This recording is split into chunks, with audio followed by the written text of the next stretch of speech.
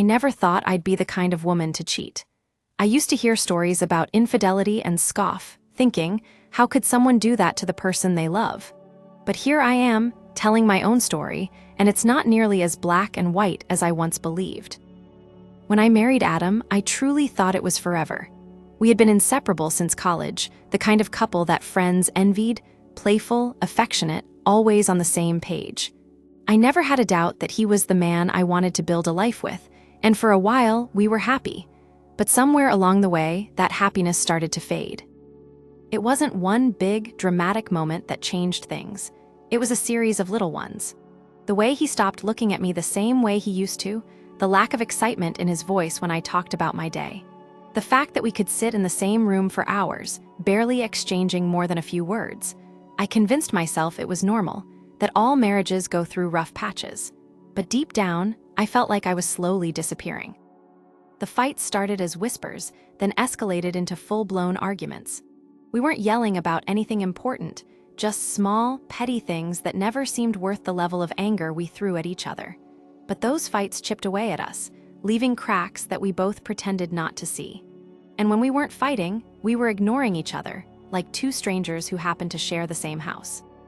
Then there was the intimacy, rather the lack of it. What used to be effortless now felt like a chore. When we first got together, we couldn't keep our hands off each other. But now, months would pass without so much as a touch. I tried talking to him about it, but he always had an excuse. He was tired, stressed, not in the mood. I told myself it wasn't a big deal, that marriage wasn't about sex. But it wasn't just about that, it was about feeling wanted, feeling seen, and I didn't feel either. Then I met Daniel. Started innocently enough. He was a new coworker, and we hit it off right away. He was funny, charming, the kind of guy who could make anyone feel comfortable. At first, I didn't think anything of it. We were just friends, grabbing coffee together, exchanging harmless jokes. But then the conversations got deeper. I found myself telling him things I hadn't told Adam in years, my dreams, my frustrations, the way I felt like I was fading into the background of my own life. And he listened. Really listened. For the first time in a long time, I felt seen. I told myself it was nothing, that I was just enjoying the attention, that it wasn't hurting anyone. But then came the lingering touches, the way he would hold my gaze a little too long, the way my heart raced when his hand brushed against mine. And one evening, after a late work event, when we found ourselves alone in his car, he kissed me. I didn't pull away. I kissed him back. And in that moment, I knew I had crossed a line I could never uncross. The moment my lips touched Daniel, I felt a rush of emotion so intense it nearly overwhelmed me. Desire, excitement, fear, but the most unexpected feeling of all, relief. For the first time in years, I felt alive. But the second it was over, reality came crashing down on me like a tidal wave. What had I just done? How could I have let myself cross that line? I pulled away first, my heart pounding, my breath shaky. Daniel's eyes searched mine, as if waiting for me to say something, to confirm that we were on the same page. But I couldn't speak. My mind was already running through the consequences of my actions, through every single way this could ruin my life. "Are you okay?" he finally asked, his voice softer than I expected. I nodded quickly, too quickly. I have to go." I didn't wait for his response. I grabbed my purse, stumbled out of the car, and practically ran to my own. My hands were shaking so badly that it took 3 tries to get the key into the ignition. I didn't even look back to see if Daniel was watching me leave. The drive home was a blur. My body was still tingling from the adrenaline, my mind was screaming at me, calling me every name in the book. What the hell did you just do? I pulled into the driveway and sat there for a moment, gripping the steering wheel so tightly my knuckles turned white. Adam's car was parked in its usual spot. The house was dark except for the light in the living room, which meant he was probably watching TV or dozing off on the couch, just like always. I took a deep breath, wiped my damp palms on my jeans, and stepped out of the car. Just act normal. The second I walked through the door, the scent of home wrapped around me, fresh laundry, the faint smell of coffee, the comforting aroma of something Adam must have cooked earlier. It felt suffocating. "Hey babe," Adam called from the couch, not even looking away from the screen. "You're home late, everything okay?" I froze for a second before forcing myself to move toward him. Yeah, just long night at work, had to stay late. A lie, a simple one of many to come. That sucks, he said, finally turning to glance at me. You look tired. You want to sit down? I can rub your feet. The offer made my stomach twist. Here he was, being his usual, caring self, while I was still tasting another man on my lips. No, it's okay. I just need a shower. I turned quickly, before he could see the guilt written all over my face. Under the scalding water, I let out a shaky breath. I had thought the guilt would wash away with the soap, but it clung to me like a second skin. Every time I closed my eyes, I saw Daniel's face, felt his hands on me.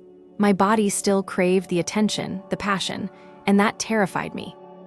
I had crossed a line I could never uncross, and now I had a choice to make. Pretend it never happened, bury it so deep inside myself that it never saw the light of day. Be the wife Adam deserved, the woman I used to be. Or give in. The scariest part, I didn't know which one I wanted more. I woke up the next morning feeling like I had lived two different lives in the span of one night. One where I was the faithful wife who came home late from work, kissed her husband goodnight, and pretended that everything was fine.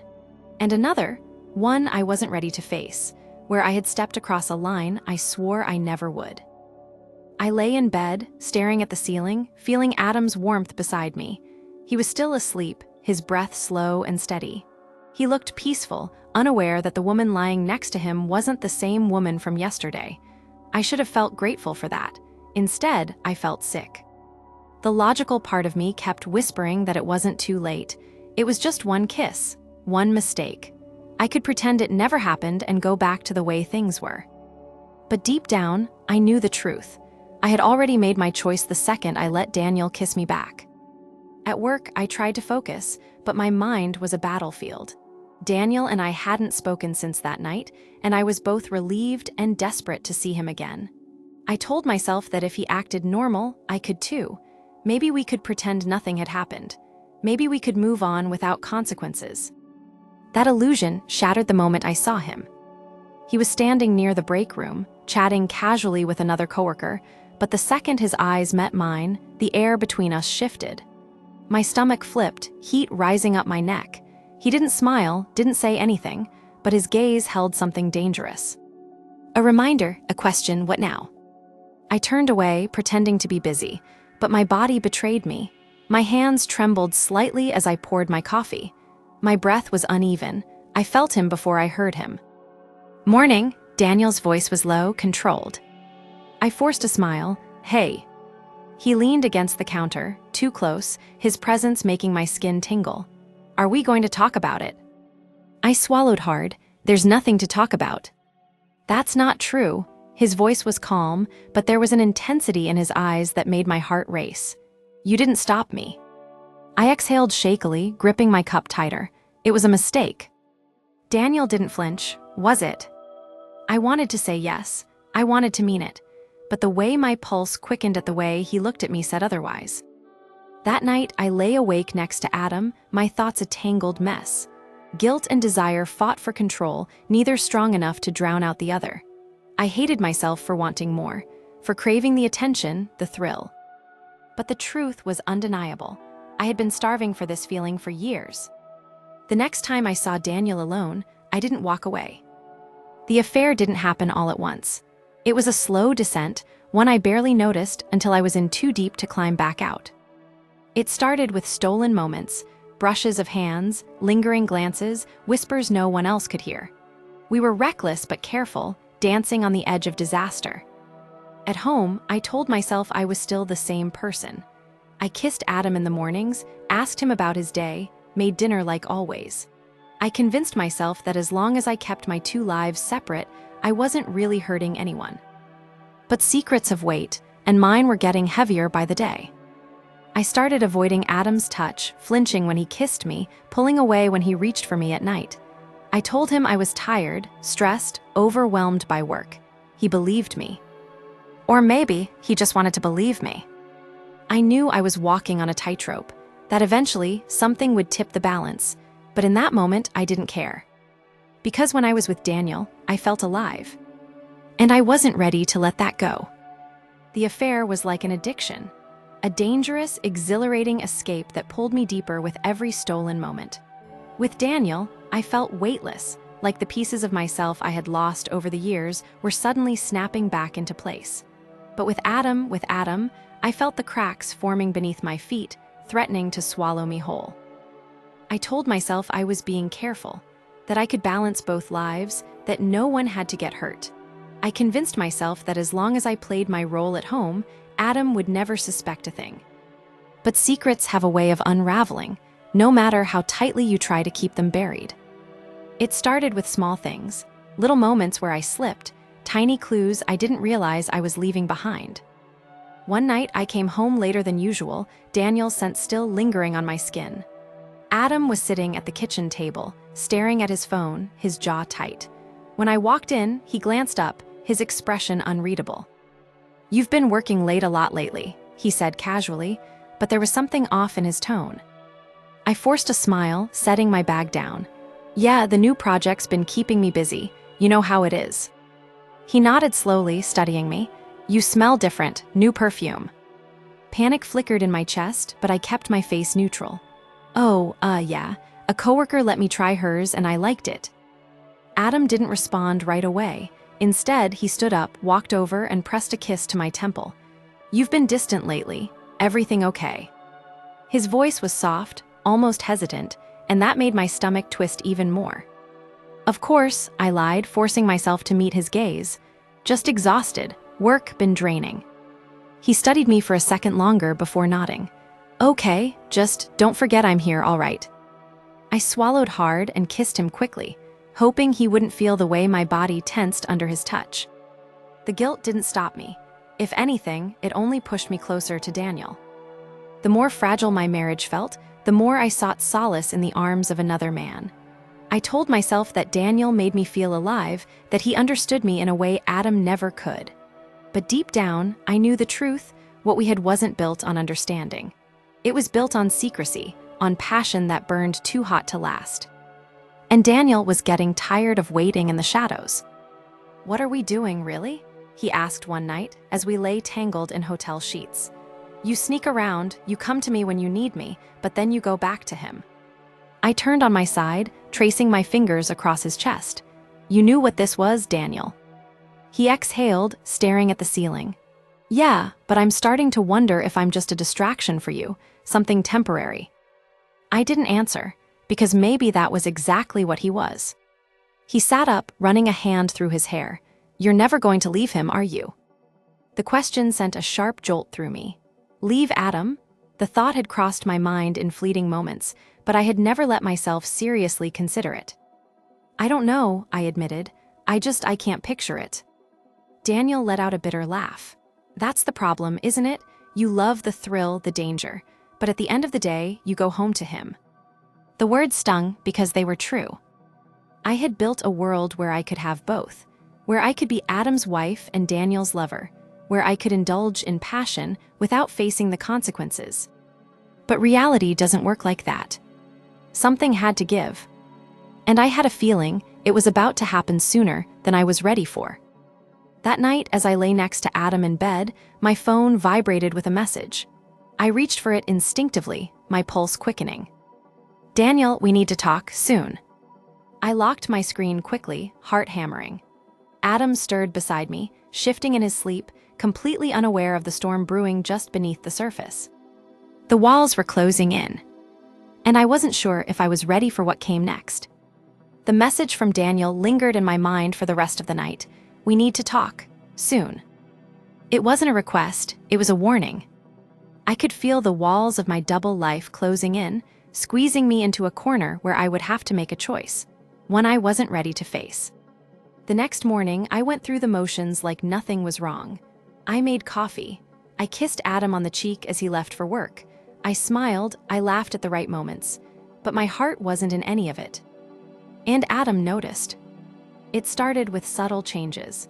The way he watched me a little too closely, how his conversations became more probing. He wasn't asking the obvious questions yet, but I could tell his mind was working, putting pieces together that I had hoped would stay scattered. One evening, as we sat in the living room, he put his phone down and turned to me. "Are you happy?"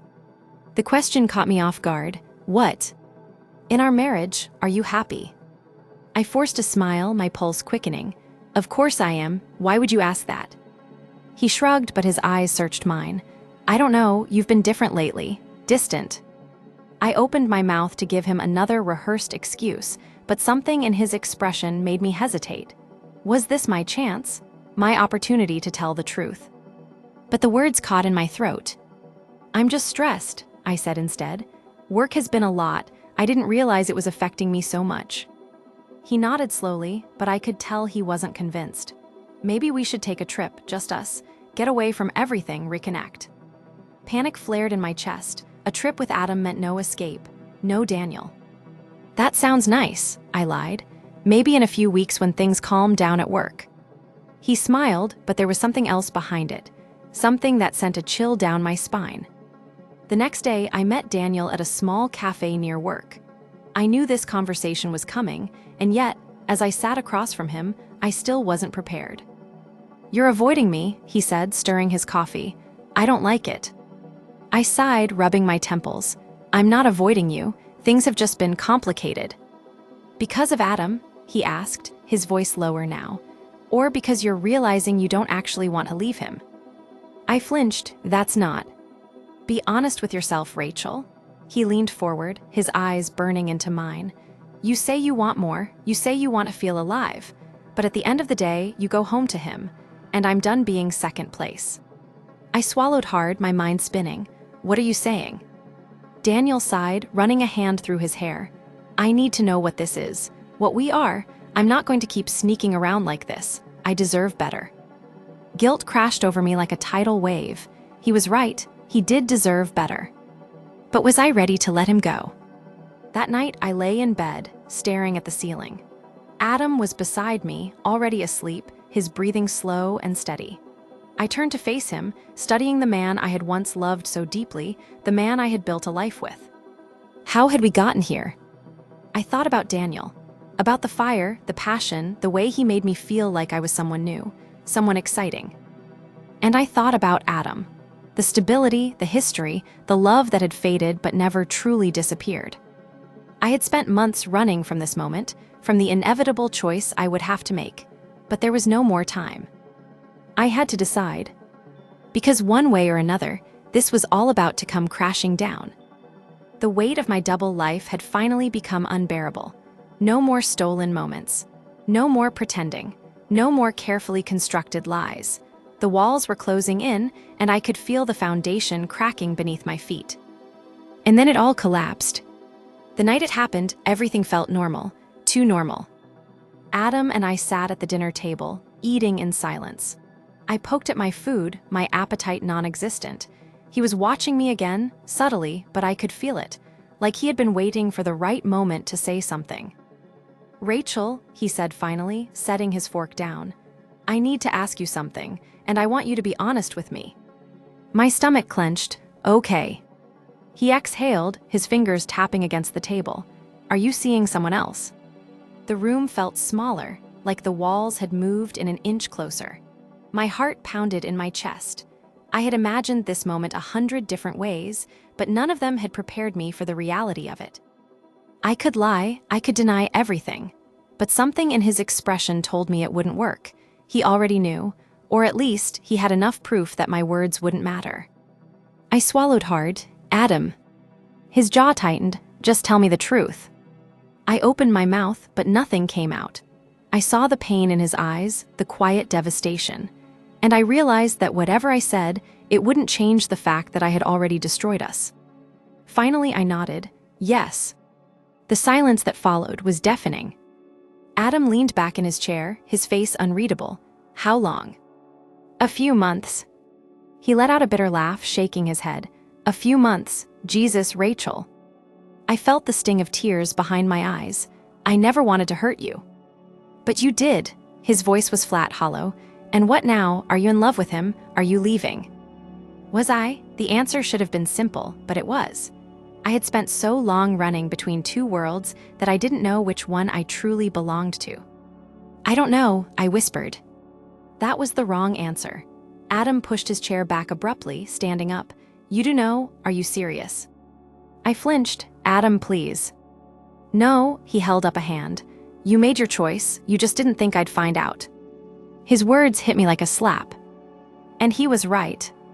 I spent the night on the couch. Adam had locked himself in the bedroom, refusing to speak to me. I could hear him moving around, opening drawers, pacing. At some point, I must have drifted off because I woke up to the sound of a suitcase zipper. I sat up, my heart hammering. Adam, wait. He was standing by the front door, duffel bag slung over his shoulder. His eyes were red-rimmed, his expression cold. I need space, he said simply. I don't know if I can ever forgive you, Rachel. Tears spilled down my cheeks. I never wanted this. Then you shouldn't have done it. With that, he walked out the door, and just like that, my marriage was over. I sat in the silence of the empty house, staring at nothing. The weight of my choices settled onto my chest, suffocating. I had wanted more excitement, more passion, more than the life I had built with Adam. And now I had nothing. The phone buzzed beside me, a message from Daniel. Daniel, did you tell him? What's happening? I stared at the screen, fingers hovering over the keyboard. And then, for the first time, I asked myself the question I had been too afraid to face.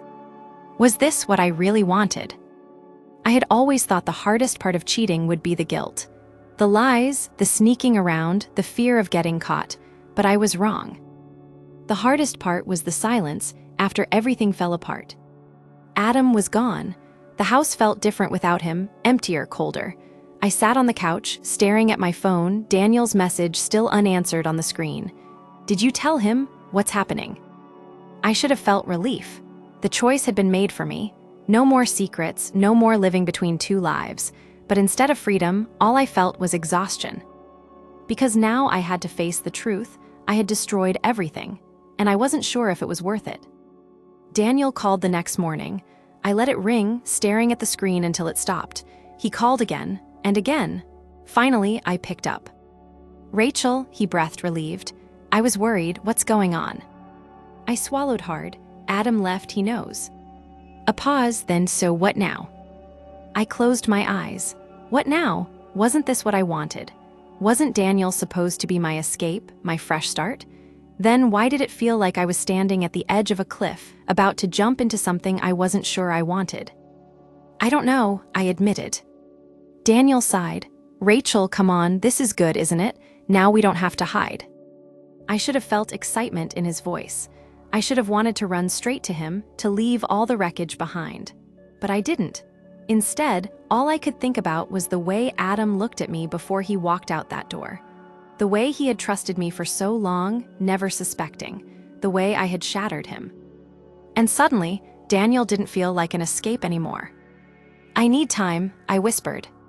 His tone changed, sharper. Time? Rachel, I've given you time. I've waited for you. And now that you finally have the chance to be with me, you're hesitating. I need to think, I said, my voice barely above a whisper. Daniel let out a bitter laugh. Think about what? Whether you actually wanted me, or whether I was just a way to feel something again. My breath caught. That's not fair. Isn't it? His voice was colder now. Maybe Adam wasn't the only one you were lying to. The call ended before I could say anything else. I stared at the phone, my hands shaking. Had I ever really wanted Daniel? Or had I just wanted an escape from the life I thought was suffocating me? And now that I had broken free, why did it feel like I had nothing left? The days blurred together. Adam didn't call, didn't text. I knew I could reach out, beg for forgiveness, try to piece together what was left, but deep down, I knew it was too late. Some things couldn't be undone. I went back to work, pretending everything was fine. But people knew. They whispered, gave me careful looks. The affair had been our little secret. But now it was public, a stain I couldn't wash off. Daniel stopped trying to call. And with every day that passed, I realized the truth I had been avoiding all along. He had never been my future. He had just been a symptom of something deeper, a warning sign I had ignored. I hadn't fallen in love with him. I had fallen in love with the idea of something different, something exciting, something that wasn't real. And now I had nothing to show for it. One evening, I found myself driving. I didn't know where I was going until I pulled up outside Adam's temporary apartment. My hands were shaking as I knocked on the door. He opened it, eyes widening when he saw me. He looked different, stronger somehow, like he had already started to move on. "Rachel," he said carefully, "why are you here?" Tears burned in my throat. "I don't know." He nodded slowly, as if he understood more than I did. "Are you looking for forgiveness?" I swallowed hard. Would it matter if I was? He sighed. "Rachel, I don't hate you. I don't even think I'll always be angry. But I can't go back, not after this." His words sliced through me, but I nodded, because I had already known the answer. "I'm sorry," I whispered, "for everything." For the first time since this all began, I meant it. Adam gave me a sad smile. "I hope you find whatever it was you were looking for." I turned and walked away before I could break down, because what he didn't know was that I already had. And it had cost me everything. I didn't end up with Daniel. I didn't go back to Adam. I didn't have a dramatic realization that I needed to fight for love. I was alone. And for the first time, I had to live with the consequences of my choices. Thank you for watching the video. If you want to hear more stories, subscribe to the channel and like the video. Videos are released every day. Good luck to everyone.